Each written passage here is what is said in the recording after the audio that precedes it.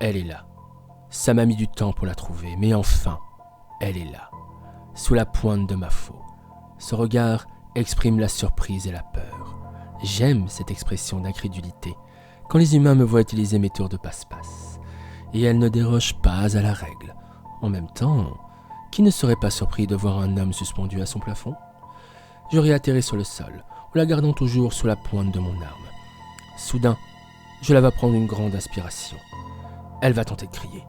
Je rapproche la pointe de son cou et bloque son cri dans sa gorge. Et mets mon index devant ma bouche et lui dis « Chut ! Si tu cries, tu vas faire venir plus de monde. Et non seulement je te tuerai, mais en plus, je commettrai un véritable carnage dans cet hôpital.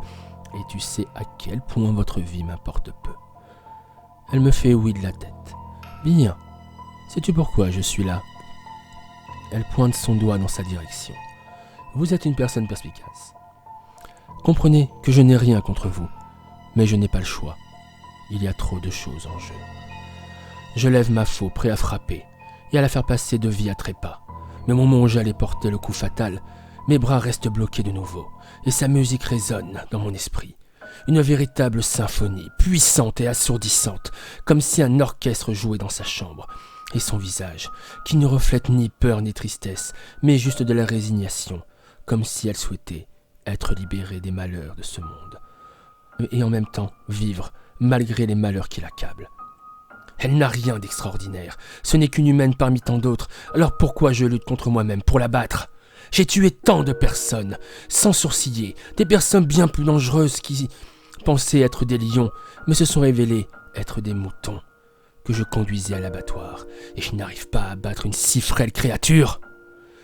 Mais mes réflexions sont interrompues par une voix qui attire mon regard et ma curiosité. Attendez, je peux vous aider. Je la regarde un instant, puis baisse mon arme. Ma curiosité et mon amusement ont été piqués au vif par ces dires. Dis-moi ce qui te fait penser que j'aurais besoin de ton aide. Un être comme vous ne peut sortir que la nuit afin de rester le plus discret possible. Je me trompe ? Non. Vous avez besoin de quelqu'un le jour pour être vos yeux et vos oreilles. Je mets la faux plus près de mon corps et commence à être plus attentif à ce qu'elle me dit. Elle s'en rend compte et continue de parler à voix basse. Je sais que vous avez besoin de vous nourrir et pas de n'importe quel cœur. Déduction remarquable, surtout quand je sais que tu m'as vu me nourrir. Et je peux savoir ce qui te fait dire ça. Le cœur que vous avez dévoré était noir. Je fais un pas en arrière. Et s'il n'y avait pas eu mon masque, la surprise se serait lue sur mon visage. Et une étrange colère commence à monter en moi. Le bout de la pointe de ma faux se retrouve de nouveau sous son cou et s'enfonce dans sa chair. Une goutte de sang coule le long de la lame. Comment sais-tu tout ça ? Comment peux-tu savoir ? Comment peux-tu voir ? Aucun humain n'est censé. Je ne sais pas. Je l'ai vu, c'est tout, je le jure. Je la regarde un instant, et l'expression terrifiée qu'elle a sur son visage me fait penser qu'elle dit peut-être la vérité. Pourtant, je ne peux me faire à cette idée. Comment une simple humaine peut-elle voir ce que seuls les êtres comme moi pouvons percevoir ? J'ai beaucoup de questions, mais je sais qu'elle-même ne peut pas me les fournir. J'enlève doucement la lame de ma faux de sa gorge, et calmement, je lui demande.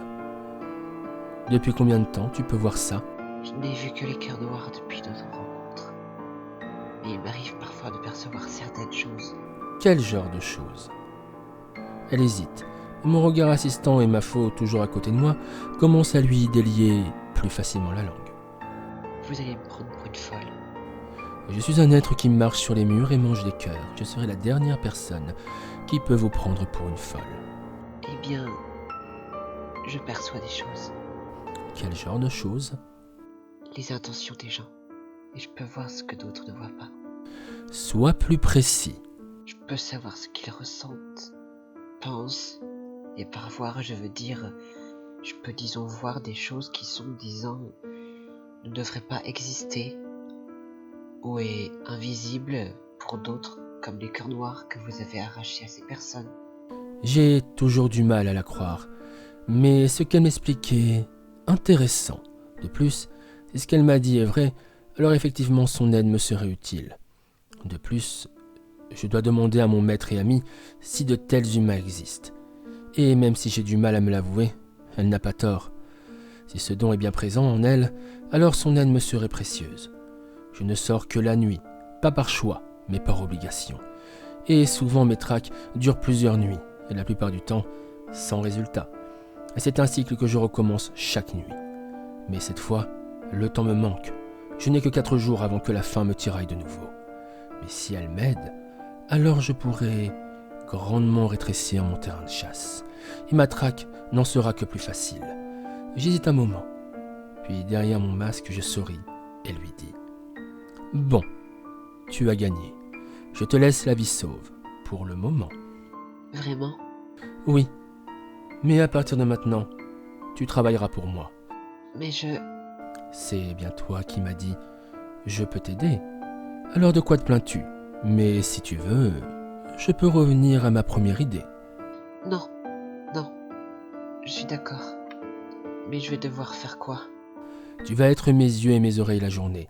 Et avec ton don, tu vas m'aider à retrouver quelqu'un. Qui? Un tueur en série. Plutôt prolifique.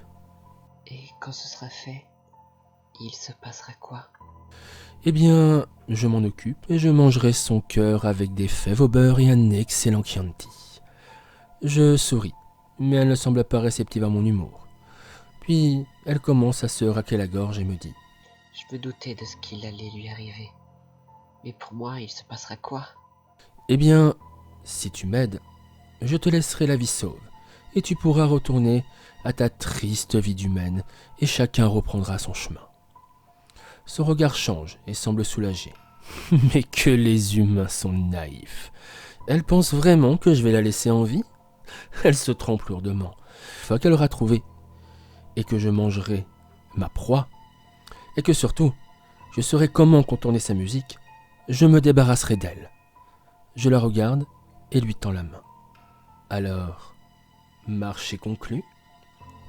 Elle reste muette un instant et me regarde ma main plusieurs fois.